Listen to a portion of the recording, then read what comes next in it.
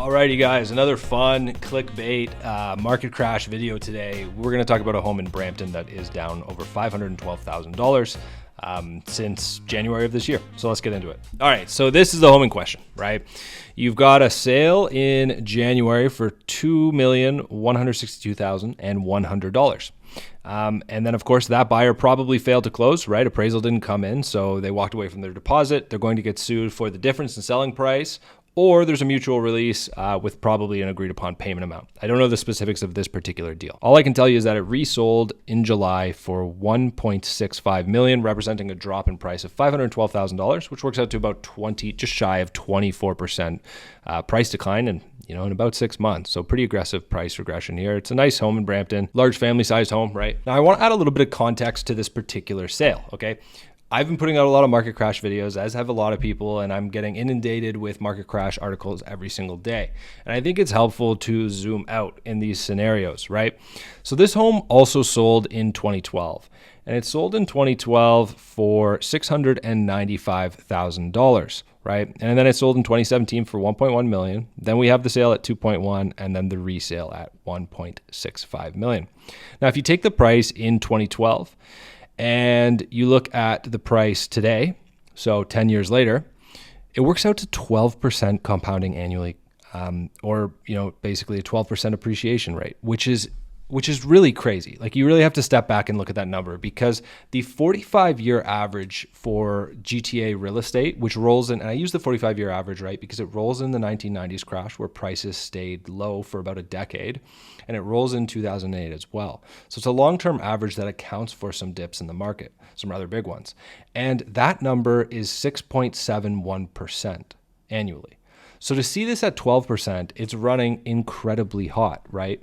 Now, if you take the price not from 2012 to the peak price in January, but if you take it from 2012 to July, so the most recent sale where it looks like the seller lost $512,000 on paper, it still works out to 9% compounding annually, which is insane for property, for real estate, right? That's a really high number with real estate. You have to remember, real estate isn't the S&P 500, okay? It's a levered investment. Most people are only putting down 5 to 20%. In the case of $1 million plus home, they're minimum 20%, but regardless, you get my point. So I charted out the average detached selling price for any home in the GTA from 1996 through 2022. And then I added a line that represents 7% compounding annually, so 7% appreciation.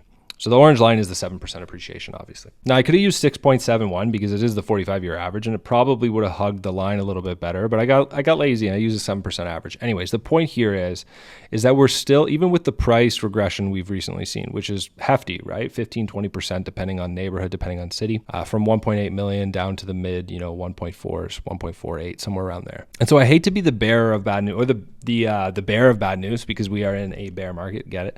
But there's still room for retracement, even if we just wanted to hit back to the 7% compounding annually rate, right? Which is elevated from the 45-year average. So hate to be the bearer of bad news, but until rates pivot or at least normalize, you're not going to see any relief in the market, at least that's my opinion. And on the note of interest rates, affordability is a concern now more than ever, right? Because when home prices come down 15%, but your cost of borrowing goes up 20%, you're not actually seeing any improvement in affordability. You're just seeing lower down payments. And so if you look at RBC's report, you'll notice that if you look at ownership costs of a home as a percentage of median household income, we're actually the least affordable we've ever been. And of course, this takes into account interest rates. So if you look at the data here, RBC is very clearly showing that the housing market in Toronto, in the GTA, is less affordable than any time since they've started taking the data in 1986. This is a chart from my friend Ivan on Twitter. Give him a follow. He puts out great charts. Now, it is very cluttered, but if you look at the green line, this is the volume of all home sales in Treb. And you can see that in June, we did 6,500 sales.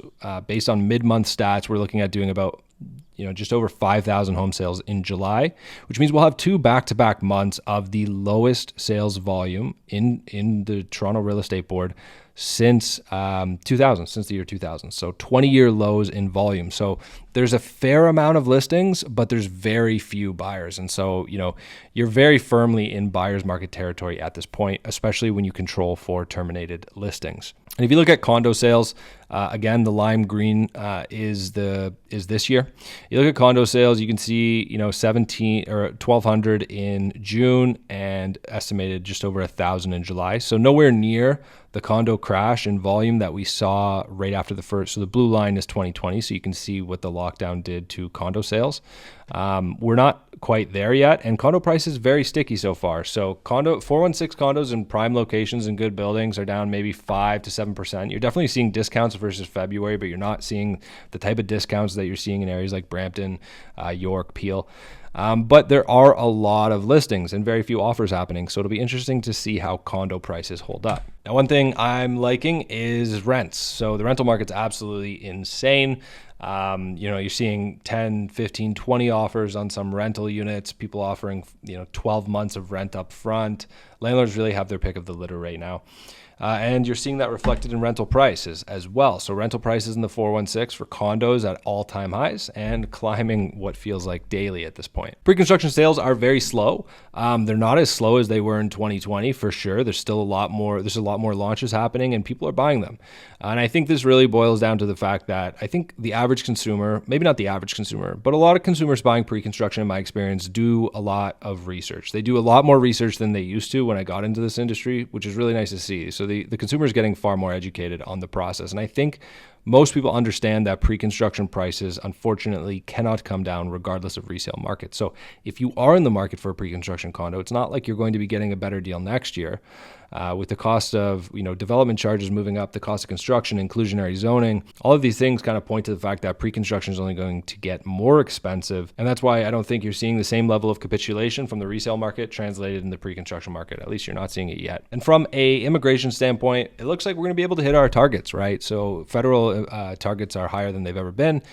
We are on track to be able to actually achieve those numbers. And so you're seeing housing supply contract in real time, right? Projects are getting canceled. Purpose-built rentals are getting shelved as the construction costs, basically these things don't pencil anymore. And so you're seeing housing supply start to slow down and adjust to the market, but you're not seeing a decrease in immigrants. Obviously, you're seeing quite the opposite. So again, I remain bullish long-term housing market outlook. If you are a buyer right now, I'd play the wait and see game. You might get some better deals, especially in the resale market. If you're in the pre-construction market, you're definitely getting better deals today and as far as incentives go as you were 6 months ago, but prices are higher because construction costs are and development charges and all the rest of it. So that's it. I'll leave you guys with that for today, and I will see you guys next video.